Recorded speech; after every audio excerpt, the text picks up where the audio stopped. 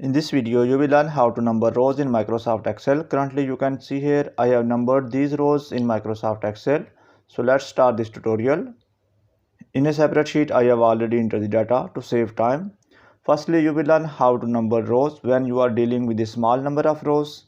Select the cell, type 1, press enter, then 2, press enter. Now I will select both these. Place your cursor at the corner and here you will find the option of plus sign. Drag it down. Now you can see here Excel has numbered these rows consecutively. Now you will learn how to number row when you are dealing with too many number of rows. I will undo it.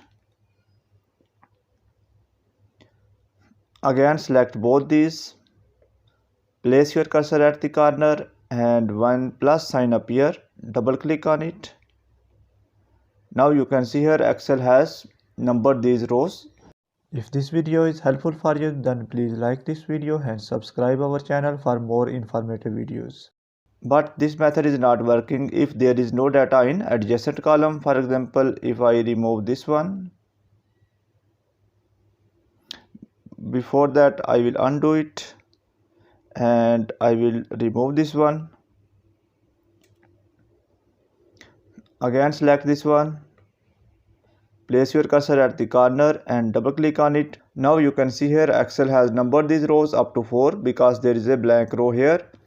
And if there is a blank row, then this method will not work. So make sure that you have removed the blank rows.